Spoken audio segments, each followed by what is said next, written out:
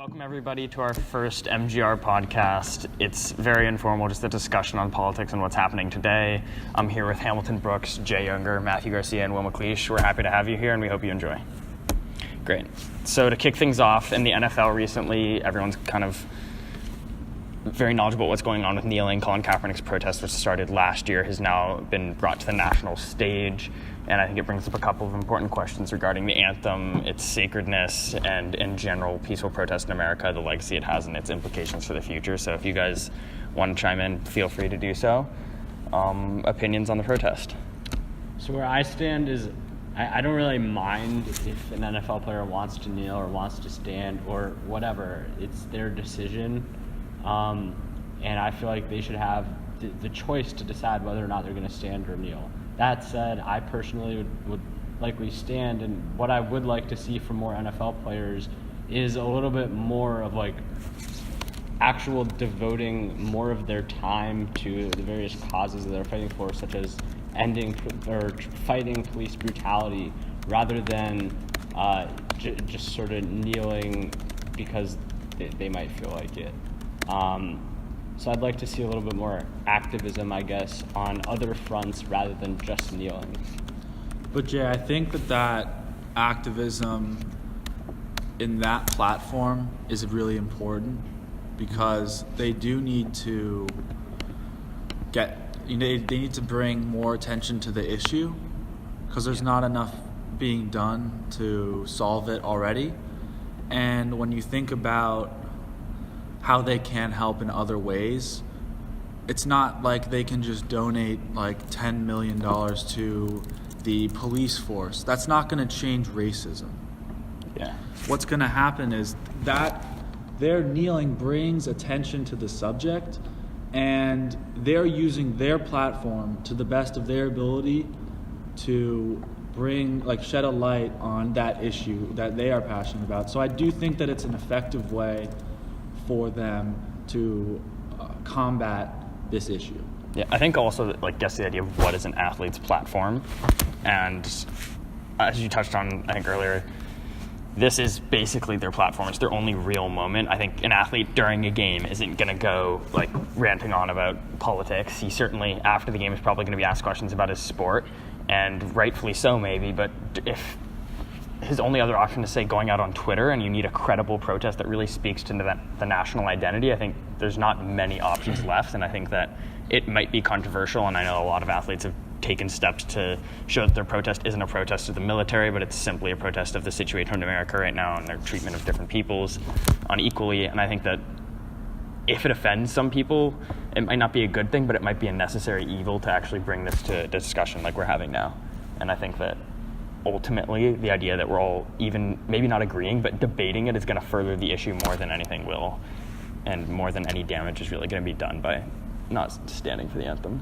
I think another important aspect of this is just that while donating to different causes is helpful in a lot of different ways, but we also have to think about these organizations and how big of a scope that they really have. No matter, in my mind, no matter what organization they donate to or organization that they're active in, them doing their protest using the NFL's platform, and I mean, we can debate over whether the NFL is the right platform to do it over, but you have to acknowledge the fact that the players doing it over this NFL platform is giving them so much more exposure than they really could get anywhere else. When people say, for example, athletes should stay out of politics and things like that, to me, it always brings back to the fact that for athletes, this is their main way to get their message out. People aren't going to be listening to them as much or even at all when they're not in that uniform or they're not within, some sort of athletic organization. And of course, you have exceptions to that, such as LeBron James and Stephen Curry. We all saw those people speak out against Trump and defend Colin Kaepernick in this movement, but for most athletes, this is their one platform where they can really get national attention. Right. I think an important distinction to make there, though, is undeniably, anthem protests in the NFL, using the NFL's platform to advance a political agenda, is getting a ton of attention. I mean, as we see, a lot of news media is dominated by headlines about the NFL and anthem protests. However, I think we should ask ourselves the question of, is this the most effective way to actually have social change done, like effective social change done? So for example, do we think that kind of protesting the anthem and kind of American institutions as a whole is more effective than for example, protesting specific police departments with patterns of racist behavior, or specific police officers in general? I think that's a question that we have to ask ourselves. I think that's a great point, but to me, it kind of seems like when there are people who are protesting out on the streets, so when there are people protesting about Trayvon Martin and all the systemic issues behind that decision, and those sort of issues keep happening, and those sorts of incidents keep happening, players are going to want to use another outlet. So when we do go through protests in that way, there's often thrown around like the word thug, and the word like they complain about everything. They should just be happy like where they are. Like racism isn't really an issue anymore, and I think while going out and protesting in the streets is effective, that protesting in the streets compared to this protest, whether it's in London or various cities across the country, this is bringing forth a conversation and bringing forth a debate and bringing forth emotions that people haven't felt in a very long time. And whether those are emotions of, like anger, resentment, and things like that, I think when you take those emotions and build off of them, that's when we get, large-scale change. That is what the players want and really what everybody wants. Because everybody wants this, or I wouldn't say everybody, but a lot of people just want this issue resolved. Yeah. And the other thing, like, I think you just made a really good point, which is that when you said, oftentimes when we have protests in the streets, like we saw in Ferguson, with heavy participation of Black Lives Matter, a lot of times it allows people who don't agree with that political agenda to brand that group of people. I think it's rather disgusting, but to brand them as like thugs or like militant groups. And I think that you're totally right that these NFL players, unfortunately these NFL players have a certain quantity of respect that a lot of other protesters don't have. So I think that they do very much circumvent that type of labeling when they protest, as opposed to just an ordinary person protesting. And I think it's important that they're doing this in this manner, because when you think about protesting in the streets and that can get out of hand very quickly, very easily. And when you have a situation like this where while it may be offensive to people, it's peaceful, right? It's peaceful. So it's at least it's not something where people are going out and looting buildings, and some people that maybe are a part of that protest in the street, it's not like they're taking advantage of whatever protest and like looting stores or doing any of that, It's a peaceful protest. Yeah, I think these people also serve as important role models too, and I think that there was something that was said more so last year in the wake of Kaepernick's original protest, which was the idea like you're being paid millions of dollars to play a game in the U.S., sit down and be happy with it, or like go somewhere else, because clearly you're not going to get this like opportunity anywhere else. And I think that really fails to acknowledge the fact that like American history is defined by protest in a lot of ways, and I think that it's not un-American to do a controversial protest. If anything, it's the most American thing possible. If you look at our history and like the idea that you can go and use something that speaks to the American identity to advance an agenda, you will probably make people mad in the process, but you're going to further discourse.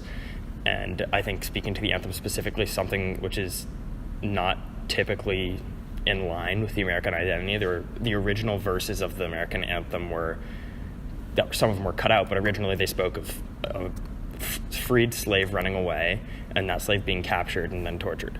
And I think that's not American in any way, but it still is. So we've forgotten that association with the anthem. So I don't really regard the anthem with any sort of sacredness. And I think that we ought not to look at America as a constant force of morality that's never changed and holds true throughout history, but rather as a completely mutile object. And certainly the founders weren't perfect people, and I think they acknowledge that in their own creation of the Constitution. And I think that to hold a standard of, like, if you're not happy, leave, to American citizens first and then players who represent kind of the peak of our society in a lot of ways is not fair.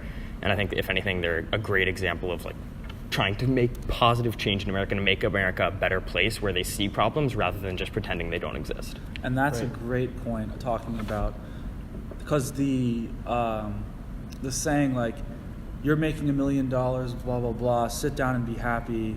And then, like, if you don't like it, then you can leave or go find a better country that you like. That statement is very annoying to me, because people who say that are just acknowledging the fact that America is inherently racist, because they don't want to acknowledge or they don't want to constructively help America become better for all of its citizens, which is something that you were saying. They choose to ignore those problems because they don't apply to them. And that's what really angers me, because we want to make this a country that's equal for everyone, and everyone has the same freedoms. And when one or multiple groups of people in the United States don't feel that way, if the response is, then you should just leave, we're never going to get better. Yeah, exactly. We're never going to get better, and it's just not a healthy environment. Right. Jay, I know you're trying to get... What I would like to see from the NFL players who are protesting this, though, is a next step, because they've gotten the issue recognized by so many people across the country. It's gotten major media attention, but the issue needs to be fixed. And to me, we've talked a lot about how NFL players have the NFL platform to stage some of their protests on, but they also have the means necessary to advance that next step that a lot of other people don't have. These are players who are millionaires. They have so much available to them that they can launch this next step. I just want to see what that next step is, because I might agree with them on issues, but I want to know how we solve these issues. Yeah. I mean, that's a fair question to ask of them, and I totally get that. And I think that that's as valuable as the idea of, like, still wanting to make change. And I think what it really reminded me of was the idea of, like, black on black violence isn't a reason for not looking at, like, racism in the police force. And I think that there are inevitably going to be other issues and other concerns and different ways to go about things and other concerns, but it doesn't mean you ought not to improve what we have. And I think that maybe they don't devote all their time to making this change, but raising awareness is their platform. I think that they have money and they can donate, great, but I would be shocked to be able to see them organize foundations and stuff actively with a rigorous schedule of being a professional athlete and really pushing for this change themselves. So maybe this is where they specialize and do the best they can within a certain sect of their abilities. And yes, there are other issues, but maybe those aren't their job to fix. They just have to focus on what they can directly improve. Right, but I mean, I agree with you, but what I would say to that is that yes, I do think it's important that we, like, don't say just because, for example, with black on black crime, just because of black on black crime, we shouldn't necessarily focus on police brutality. We should just focus on, like, black crime in Chicago, for example. You know, that's the thing that I heard a lot as an effort to detract from like legislation and policy making that would essentially decrease the amount of police brutality in the United States. But I think that it's important to draw the line between when is this like a good division of time and a good division of effort, and when are we detracting from, like, the actual from actually making, like, legislative or legislative progress or social progress to actually decrease the amount of police brutality. And again, my example would be that, you know, when you have like I think that we should start with places where we have consensus. So, for example, with the example that comes to mind is the police shooting in North Carolina, you know, where the officer was, like, there's a consensus that the officer was actually guilty. But, like, I think that we should start on those points and then and we can, kind of concretize it and take it away from this abstract notion of bad institutions, and we can take it to specific police officers and specific police departments, and I think that's going to be more effective than emphasizing NFL anthem protests. Yeah, I see what you're saying, but I do worry about focusing the issue along certain police officers and certain police departments when this is just my opinion, but I do think it's a systemic problem from top to bottom. Yeah. There's something that does not work right with our police officers and our police force. And there's certain officers, there are lots of officers that are great officers, and but at the same time, I feel like their training that they're going through, it's not enough, and it doesn't prepare them to be in all the situations that they may be in. But I feel like it's also very important to note, second, that the concept of police brutality is not just the only issue that the players are focusing on. It's merely that the police brutality is the kind of the example that, in my mind, kind of sums up a lot of the issues that we have. Because like when you have these videos of unarmed black men or women being shot by police, it's something you can see. You see that something is directly wrong with our criminal justice system. But to me, I find that a far bigger issue is, mass incarceration and things like that, and it impacts way more people. And then, I guess, what I wanted to say finally about black on black crime is I've never really believed that black on black crime, is what we define it as, just because I think that when it comes to murder and crime and things like that, people commit crimes to people that are close to them. Yeah. So if you have African Americans living around each other, you're going to have crime inside that African American community. Same thing with a white community. And I feel like that concept is being pushed so that you can say that African Americans are inherently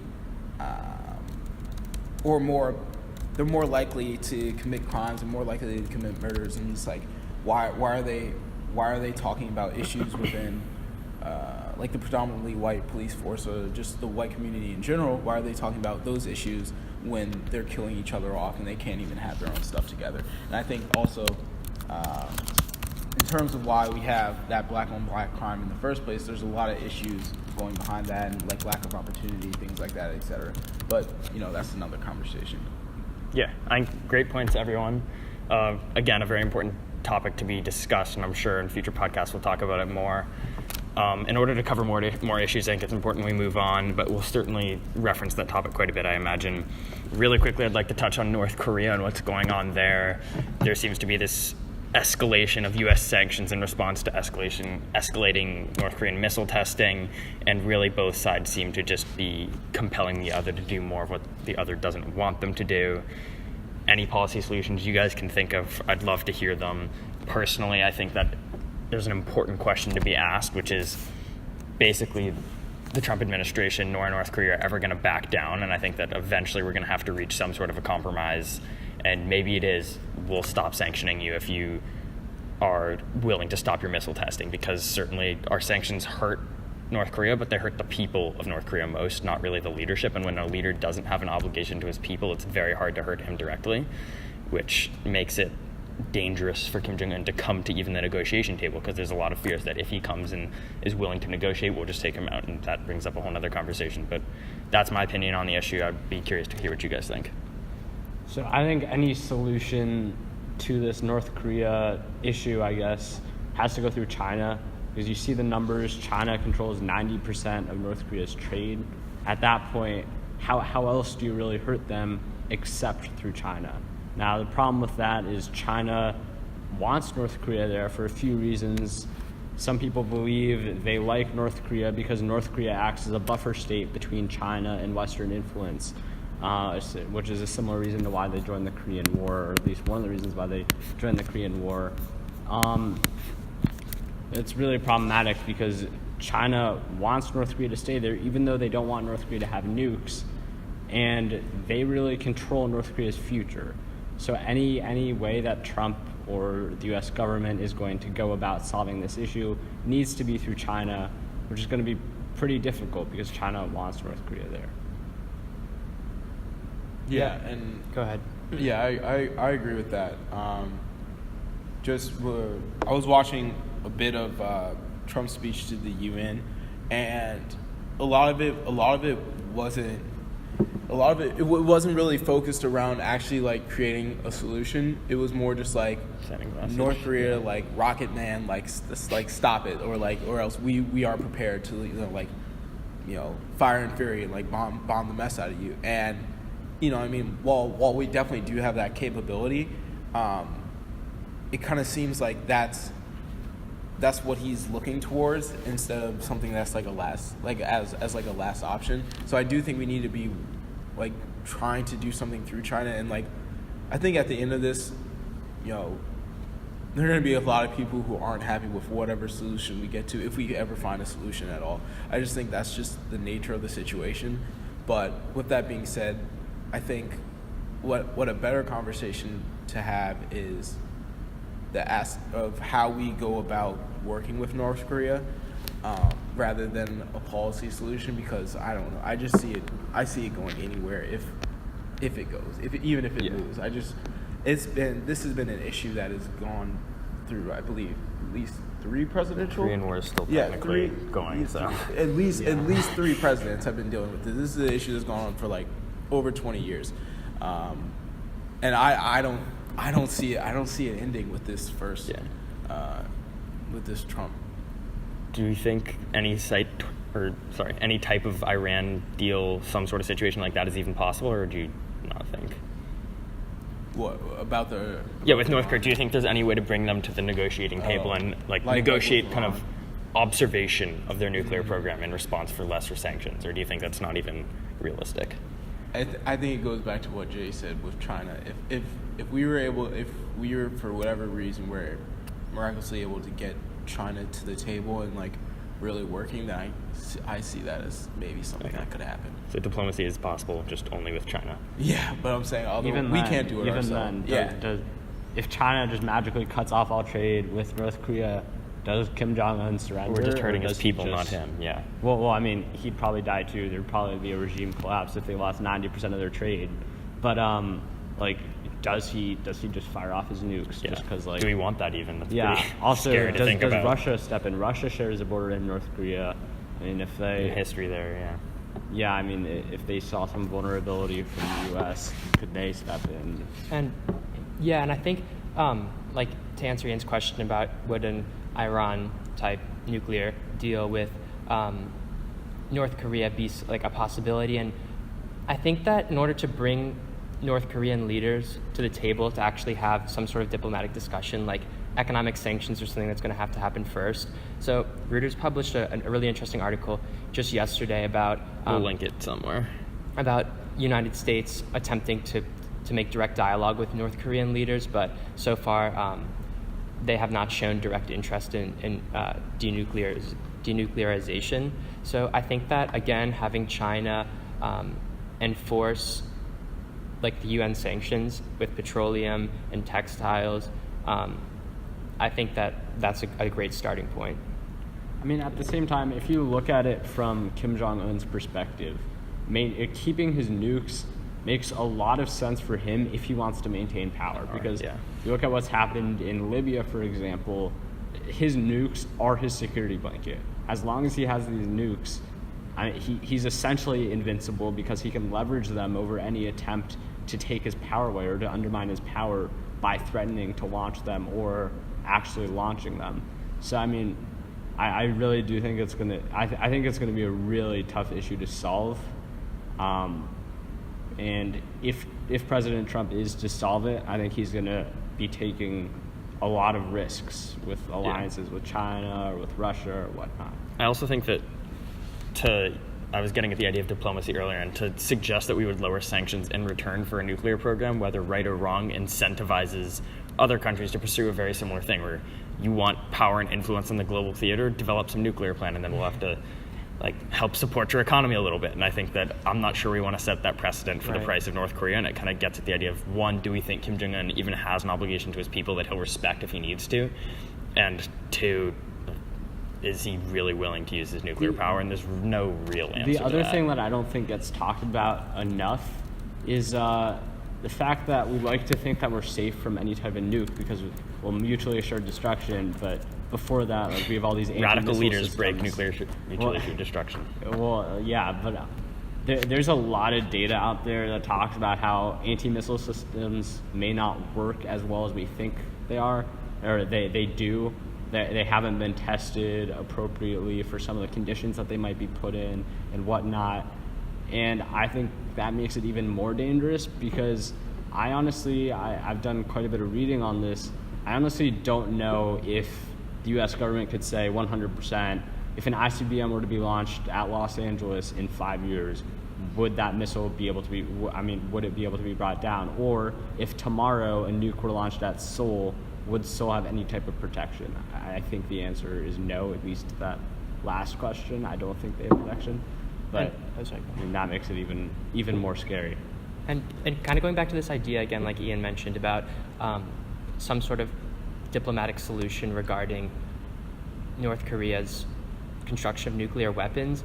Do you all think that, especially with Trump's hard position on the Iran nuke deal, in terms of, even though Iran has been extremely compliant with a lot of the United States demands in terms of the creation of nuclear bombs, do you all think that the United States administration essentially pulling a 180 on that, and him and the United States pulling out of that deal and collapsing the Iran nuke deal, do you think that could set the precedent that the United States essentially isn't going to hold its end of the bargain, and that North Korea might be less inclined to actually agree to a type of deal like that? It's scary to think that, but that's quite possible. And I also think that Trump, being someone who said that we would all be better off if more countries got nuclear weapons, scares me a little bit. And denuclearization is a huge priority of mine because I think that, other than climate change, which we're not going to get into today, it's the greatest threat we face. And I think that in large part that precedent is very possible, and I can actually see in many different ways, like we mentioned earlier, more nuclearization, and we really need to try and avoid that somehow. And I think if you look at World War II, World War I, collective diplomacy works until you have a radical leader who doesn't have an obligation to his people and doesn't respond to international diplomacy. And I'm scared that we might be walking right into that situation on multiple sides. And in that scenario, do you see, especially if, like we were saying, there seems like not just weak leadership on behalf of the United States, but possibly inconsistent leadership on behalf of the United States, do you see that causing a scenario in which countries like Japan, for example, take self-defense into their own hands and spark kind of this area of nuclear proliferation? Yeah, I think that's something he mentioned even, was like he'd be happy if Japan had nuclear weapons. And I think that's literally what we have to avoid most. I think we're better off taking a stance and sticking to it hardline than flip-flopping. But what would you suggest the United States do to make Japan feel safer, or take away any compulsion they may have to nuclearize? Well, I think a potential tactic that could work is kind of this notion of strategic offshore balancing, which is the idea that the United States could have both defense systems and alliances with other countries to essentially prevent countries like Japan from creating nuclear weapons, and instead have either countries or American defense systems so that proliferation wasn't necessary. Well, like, Japan already has missile defense systems, and this proliferation question is still being brought up at least a little bit. I'm not sure how much it's being brought up in Japan itself, but at least a little bit in the Western media it's being brought up. So, like, what more is there for the United States to do if they already have these anti-missile systems? Like, because if Japan doesn't feel safe from North Korea, like, what can the United States do to fix that problem? De-escalate. And I think that's one of the big issues, is like, who knows how to de-escalate with a country that won't really step to the diplomatic theater. But I think regardless, we need to somehow appease the tensions, and calling him Rocket Man and like saying we're going to use absolute force on North Korea is not going to help it in any way. And while I'm not really providing any solutions, I apologize for that. I can tell you what we exactly need to do, which is de-escalate somehow. And I think that this kind of brings us to the end of this debate a little bit. We'd love to touch on it more in the future, but we do have to move on. And North Korea is so complicated. If we could solve it here, we would be solving it on a global theater, and unfortunately that's not the case. So next, the Trump administration's response to the DREAM Act, or DACA, has been, I don't think it's DACA, essentially, which is Deferred Action for Childhood Arrivals, essentially referring to immigration and immigrants who are illegal but brought over as children under the age of 16, I believe. And the idea being that they're not really responsible for their own act of being in America illegally. Under the Obama administration, they wouldn't have been targets for ICE, but under Trump, all targets are being treated equally, and there's no path towards citizenship really for these people. And I know personally, I can speak to the issue a little bit as someone who I knew through soccer was recently deported after reporting that he was going to receive a scholarship to play college soccer. And I think that, while it made the issue really personal for me, I can't quite speak unbiasedly about DACA, because I really do think that it provided a necessary opportunity to illegal immigrants, and illegal immigrants being something that's a civil crime but not really a criminal offense. But certainly it's important to discuss, and I was wondering what you guys thought of the Trump administration's decision, and also the different outcomes this will have. Yeah, I'm probably with Ian on this. I'm probably as far left as you can go. I mean, it doesn't make sense to me.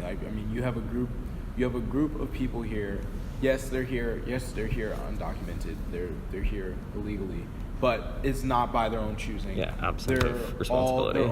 They're all kids who are literally coming here so that they can become good citizens to this country. They're just here to get an education and then contribute to our economy and just make us a stronger country in general.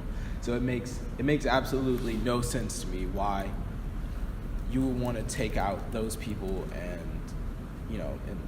kick them out of the country. It doesn't make sense to me. So if anybody can explain that, besides law is law, I'm all ears. Yeah. Go ahead, Bill. I completely agree with that. It's just these are kids who are going to college, they're becoming skilled workers, and the fact of the matter is, it wasn't their fault that their parents brought them here when they were kids. And it's just, like you said, it just doesn't really make that much sense. I mean, obviously, if they commit a crime and they're going to go to jail, then sure, deport them. I mean, but our prisons are full, so... Yeah, full of the world's criminals in all seriousness. The U.S. incarcerates much more than any other country. It's not like these kids are going out and committing crimes every other day because they don't have any opportunity. I mean, they're going to college, they're becoming workers. U.S. is the land of opportunity. We're giving these people, it's our history as immigrants, seizing opportunity and making the most out of it. Sorry to interrupt, but you can speak to the idea of second-generation immigrants founding some of the largest American businesses. I, in general, look to immigrants as a source of opportunity for the U.S. and a source of new perspectives, and I think diversification is a hard thing to handle in a lot of ways, but it also does afford new challenges and new opportunities. And for people I'll put his story down below, but Lisandro Claro-Saravia, who played Bethesda Soccer and was a fantastic player and was contributing well to his community, kids like him who are going on to college, people who are going into the military, or people who are going on to some sort of a trade school, are filling needs in the United States, and I don't see any reason to prevent that. And I think this kind of gets into my reading of the Constitution is more open-minded, whereas I look at law as law, like you said, is something that we should kind of avoid, and I really think that there's no way the founders could have anticipated globalization. There's no way they could have anticipated a lot of issues, and we have to adapt. We can't just read by the letter. And I think that applying some sort of rationale in the way we look at manslaughter versus murder, intent is something that is certainly affecting that decision. And I think that maybe not on the same scale, but we should certainly incorporate intent and responsibility into our judicial readings of stuff like this. Exactly. I think a better question to ask with this issue, given the panel that we have here, is why do you think that at this time that President Trump announced that he was like against DACA and he wanted to end it. Like, why? What do you think was his reasoning behind it? I think that will have some more debate behind it. And personally, I think in some ways it was kind of similar to when Trump tweeted out the transgender ban, in the sense that I think both were used as distractions from something else, base a little bit, and something that he knows that his base will buy into. And I mean, we've seen this repeatedly in the Trump administration, and even on the campaign trail. You know, we see Trump in some type of controversy, and then he does something.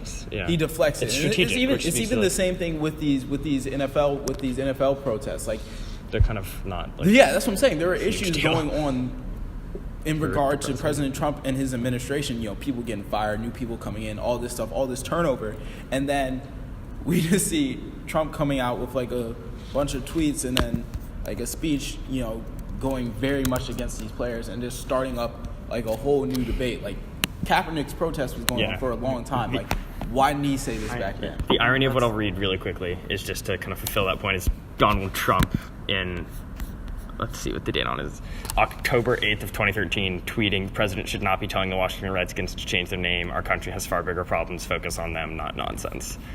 I read you your own tweet, Donald Trump. All right. Yeah, I mean, that's the thing. This is something interesting that my dad said. He's just a soundbite, you know? He kind of finds these little things to say or do, whether or not the transgender ban will go through, or the thing with DACA will go through, or all of this. It doesn't matter. It empowers his fan base, and they don't care whether it goes through. They know that it's the sentiment being it's nationally the sentiment broadcast and that accepted. Exactly. It's that he's saying this and they're supporting them because they think a certain way, and if it goes through or not, it doesn't matter. But they get that little soundbite, that little tweet, and it gives them like a passion, you know. I think this is a pretty classic example of a president or a politician appealing to their base, because throughout the election, President Trump garnered votes from populations who felt like the mainstream government had turned their back on them, or they felt like they were being forgotten about by the government the way it was before. I'm not saying I necessarily agree with that, but when you look to states like West Virginia, for example, who made the pivot in terms of what party they support, now they don't really even support much of a party. They're somewhere in between because they feel like everything they had has been taken away from them due to environmental regulations and such.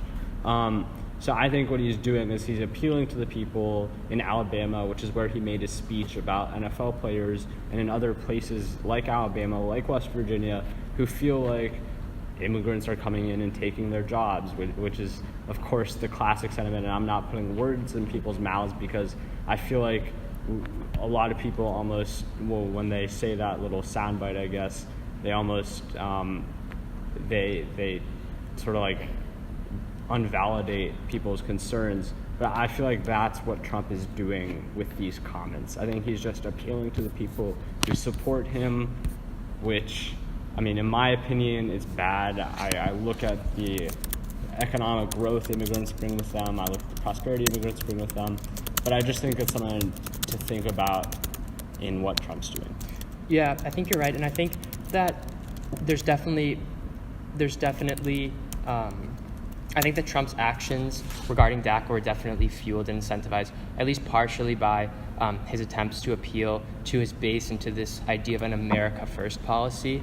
But I think that in terms of kind of what people can do who kind of find these types of actions deplorable, I think that like a great first step is again bringing a lot of these issues down from the abstract. So like Ian was saying, when he had a friend of his who he had played soccer with deported, you know, that really brings the issue into kind of your reality. And unfortunately for a lot of people, the image of what what an immigrant to America looks like has become very tainted with a lot of destructive rhetoric that both Trump used and Trump supporters used throughout the 2016 election. I remember that, I got an email from a family member of mine, and it was just the entire email was filled with points about how Mexican immigrants were on welfare and Mexican immigrants were taking tax dollars in it. And I did more research on it, and nearly all of the facts were either blatantly dishonest or leaving out some sort of crucial part of the fact. So I think that what a lot of us can do is work to kind of spread the word, but also help educate both ourselves and the people that we find around us about how exactly are a lot of these immigrants and the immigrant community impacting the United States, because in a lot of ways it's actually in a positive light in the generation of business and the generation of tax dollars, and so I think that that's a great place to start. Yeah. I think that like the soundbite that you were talking about is huge, because a lot of what makes Trump such an appealing candidate to certain people, or just an appealing person, is the fact that he brings this reality TV sort of persona to it, and it's something that people want to listen to. Like, people don't want to listen political to engagement's C-SPAN. definitely up. Yeah, people don't want to listen to C-SPAN politicians all day who go on and on about bylaws and different political jargon and things like that. They want to listen to somebody who speaks in their language and speaks simple and speaks very down to earth. And while I think Trump does that, I think he goes a little bit too far in that regard. It is effective to a lot of people, and I think that's one of the things that he does best, is he just uses a soundbite.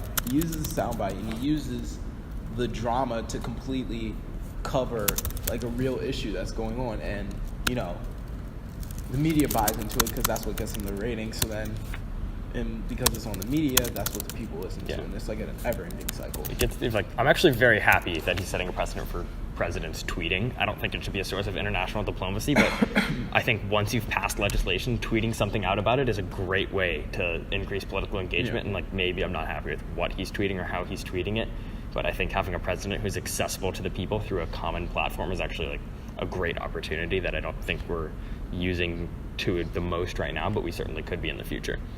I think we're about 35 minutes in, something like that. We've gone on for quite a while. We still can talk about the wall if you guys would like. So I think important to note too, good things happening in the world, arguably Saudi Arabia letting women drive, and Angela Merkel winning the German election, losing some seats to the far right. I'll let you guys choose which way you want to go with that, or we can wrap it up. That was the last couple. All right, so do we want to hit on what was I saying? The wall, or is that just too convoluted?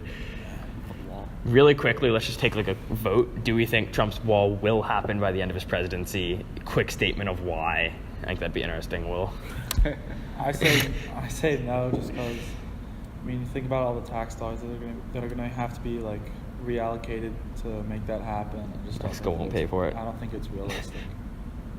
Matthew? Yeah, I agree. I don't think it's realistic. I don't think that Trump has the support for it because, of course, most people on the political left won't agree with his reasoning behind the wall, and I'd argue that a lot of conservatives won't find it a very conservative option. It's a very large expenditure, exactly. In truth, and I think that, again, personally, I don't think it'll happen.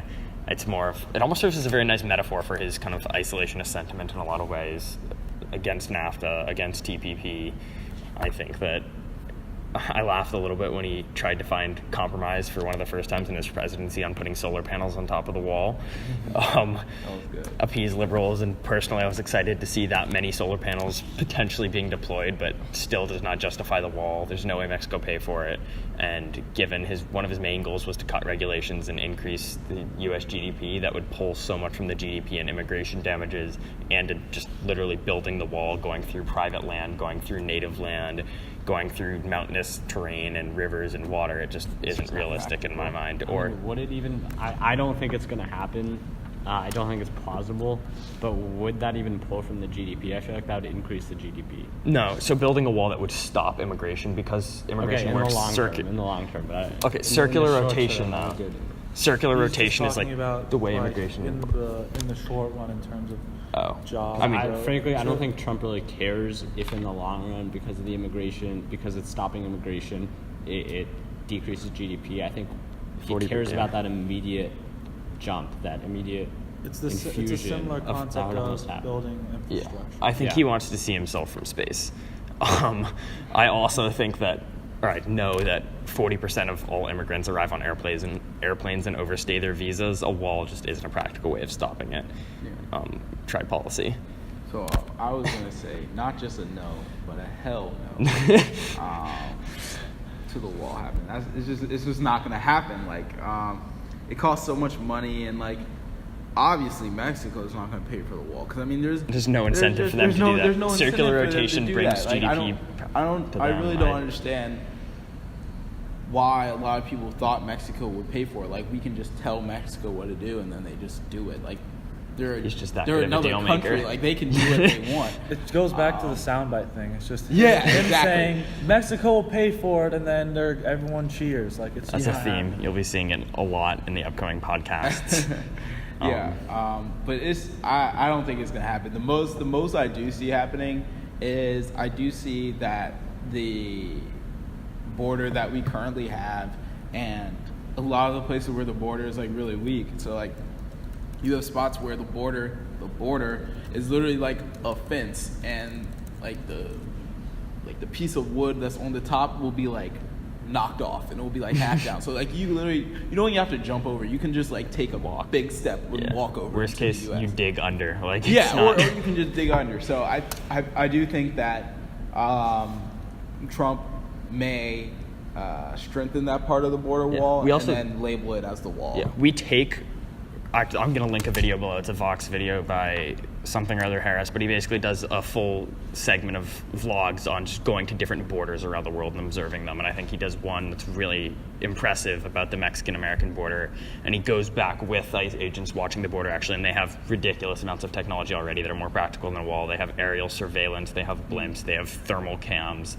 It is a very difficult ordeal to cross the border. It goes back to the day of Crossing America, which we watched. And I think that a wall, symbolic maybe, worth the money, no. I think we kind of can all agree on that. So to finish up, I think we just wanted to highlight, since we do talk about so much potentially scary, potentially dangerous, potentially divisive stuff in politics today. I don't think that's our fault. I think that's the way the world is in a lot of ways. But I would like to highlight two positive things that have happened in the world. The German Chancellor Angela Merkel won again. However, important to note, while she did defeat a far-right movement, and not that I have anything against the right, but as in like far-right, as in extremist type speech, rhetoric, racism, all of that, she gave up a lot of seats to the far-right, which is certainly something to be aware of in the future. I think she's running on her 5th term now, so something to watch out for, certainly, but overall, a positive. Merkel won. Saudi Arabia finally let women drive, and I think I can safely say finally. I think it's something that's been a long time coming, and while it might be seen as the destruction of culture to some, I really do think that it's not Americanizing, it's modernizing, and as we see globalization continuing to pass through the entire world, empowerment is something that's really important and probably will be good for Saudi Arabia. Yeah, definitely. So, next week, we hope to be back presenting more. If not, we'll be there in 2 weeks, potentially with new guests, new perspectives. We appreciate your watching it for however long you did watch it. There'll be links below to the other articles we talk about. And now signing off, Hamilton Brooks signing off. Jay Younger signing off. Ian Singer. Matt Garcia. And Will McLeish. Thank you very much.